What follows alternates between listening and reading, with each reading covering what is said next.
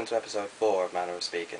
I'm Phil, I'm your host, and something has come to my attention actually that could honestly affect the future of this show, that could honestly affect the future of Manner of Speaking. I've received a message from someone who is affiliated to a friend of mine, an email message which I've jotted down here. It says, "For the attention of the host of the popular show Manner of Speaking. Hello. It has come to my attention, his attention, obviously, that in the past 3 shows that you have done, whilst you have talked about topical things and added a humorous touch to them, thank you, you have failed to mention one person in particular who has watched every episode of your show and spoken to you about every episode of your show. Therefore, this is an order for you to mention this person in this episode, and you must like it." Okay, I think I can do that. I honestly think I can do that. So, how exactly can I do this? Ah, I got it. Hello, Natalie. How you doing? I think that covers it. But in all seriousness now, she has apparently watched every episode of my show, talked to me about it, blah blah blah blah blah. She's probably not going to catch this one until late because she's moving. I'm moving over from Germany, coming over to uni, blah blah blah blah blah blah. So yeah, but by the next time she picks this up, she'll probably have moved, and yeah, hope everything went well. So it's now the start of September. I think it's the 7th of September. No, sorry, 9th of September. When I'm filming this and when it'll be published. It now means that all the kids have gone back to school, because there is a school about 1, 2, 3 turns away from my house. Okay, start of September, start of the next school year, all the kids are going back.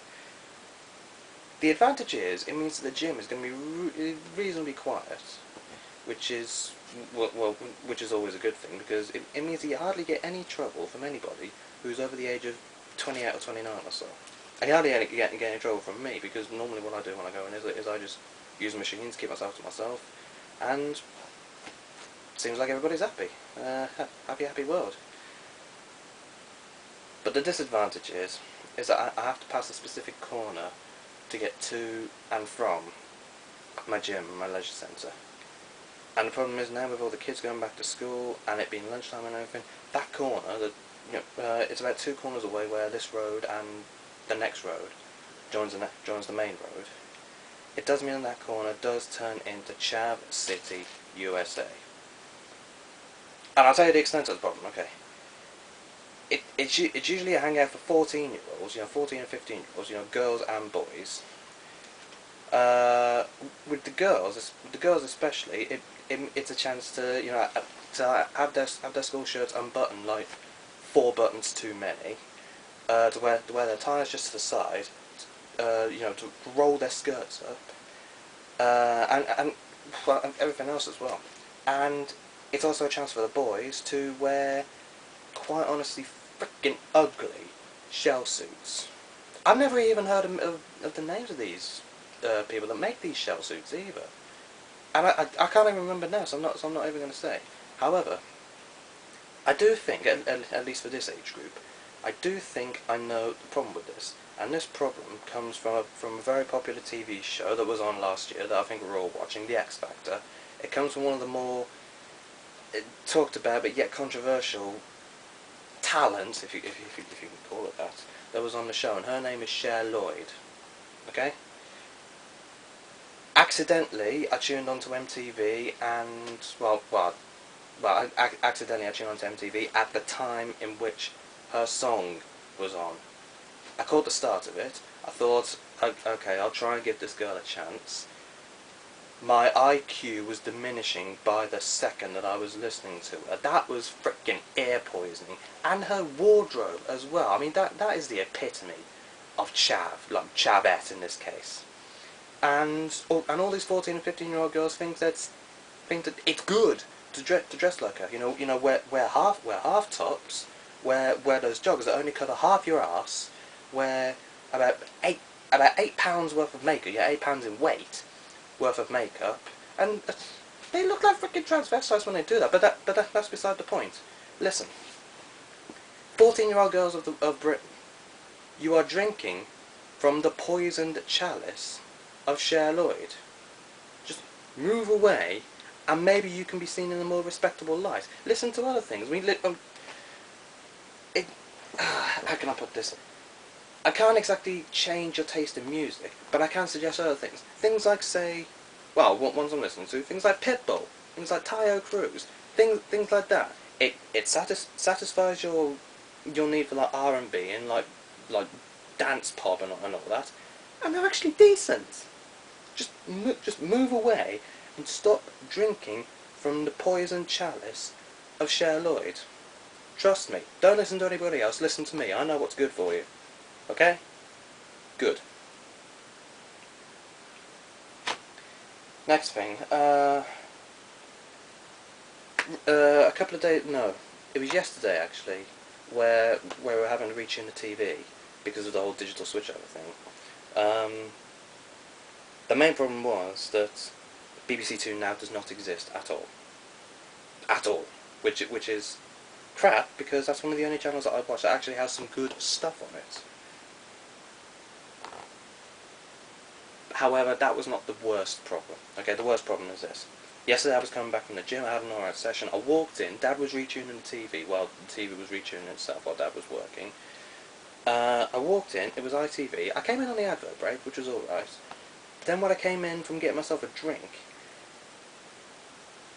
I can't even put it into words, it is just, I'm speechless that this came on and I was actually watching a little bit. Loose women. Honestly. Okay, now, the problem I have with that is, okay, it's all well and good to have 4 female hosts, okay? The problem is it does sound a bit sexually biased. Yeah. I came in on one talk when they're talking about like U-turns of living couples. Okay, basically living couples are couples who live together but aren't married, and there was some talk about the government giving them the same rights as married couples, which I suppose effectively eliminated the absolute necessity to get married. To be honest, I can't really comment on that because I'm nowhere near that stage. However, listening to 4 40-year-old argumentative menopausal women, including Janet Street Porter as well, including Janet Street fucking Porter. That there was another thing that was diminishing my IQ by the second.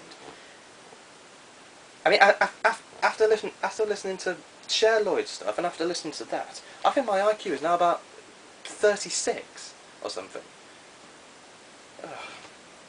I'm afraid that there is another poison chalice in which unfortunately is drunk from. Okay. Like I said, listen to me. I know what's good for you. Well, I suppose in a sense the others aren't so bad, but it's just Janet Street Porter. I mean, she is one opinionated bitch. Honestly. I'm not sure what would be the more lethal ear poison, listening to Janet Street Porter or listening to Cher Lloyd. However, mixed together, they do make a pretty deadly concoction. I suppose it's kind of like alcohol and painkillers. You just don't mix them together because it's going to affect you in a bad way. You're either going to get sick, you're going to get, well, you're going to get really ill. It's going to fuck up your body, and perhaps you might die. It kind of feels like the same with this. If I listen to Cher Lloyd and Janet Street Porter, I will die. Quite honestly. The only reason why I'm not dead right now is because I've listened to them separately. However, if I listen to them together, then unfortunately it's going to be a different story, and it means I have to find another host for Manner of Speaking, or even close down Manner of Speaking altogether with like a tribute video to me. And I'm just not ready for that yet. I've still got loads more things to talk about, and loads more entertaining things as well. So yeah, for the time being, you still have a decent show. Enjoy. As I sip on cold tea. crap. I was expecting that. Next thing, I was talking to this American girl, Lindsay. She's coming over from Florida with her boyfriend to Nottingham as well.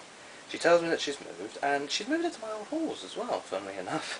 Which, I gotta admit, I wasn't really expecting, because I was kind of expecting her to sort of, find a flat for her and him, just on their own. I was actually suggesting places to her not to go, and this kind of ties into another conversation I was having with another friend. Places in which you really do not want to live in Nottingham, and I know this from experience, both first hand and second hand. Okay, Radford, you pretty much get mugged every day where there's a day, the word day, in the name of the day. Hyson Green, I've lived there. It's a total frickin' shithole. Now, I'm at the risk of sounding racially prejudiced, and I deeply apologise if I do. From when I lived there, I think I was the only white bloke for well along that entire street in which I lived. And every time I was going out just to go to Asda, just to get a few groceries, I was getting so many evil looks, and I was like, dude, I haven't done anything to you. Why are you giving me that look? But going back to the point. St Anne's as well. St Anne's is apparently just one big lunatic asylum. One person I was talking to had some homeless crackhead, just turn up in her garden, dancing. No joke at all. Turn up in her garden, stoned out of his mind, just dancing.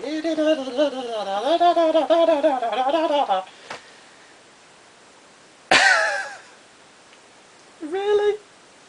Really and honestly? Oh, man. I think the time when I come into power, I'm actually going to pay Nottingham City Council to actually just remove those three places, St Anne's, Radford and Hyson Green, out of Nottinghamshire. In fact, off of the frickin' planet Earth. Throw them up into space. No one's going to care about them. No one's going to miss them at all. I mean, the world, well, I say the world, but Nottinghamshire would be a lot better off without those places, because it means you won't get mugged every day, you won't have evil looks walking down one street just to go to Asda, minding your own frickin' business, and it means you won't get crackheads dancing in your garden. I have no idea how that one came about, but apparently it happened. And I wish I was there to see it, because I would have laughed my ass off. I mean, really.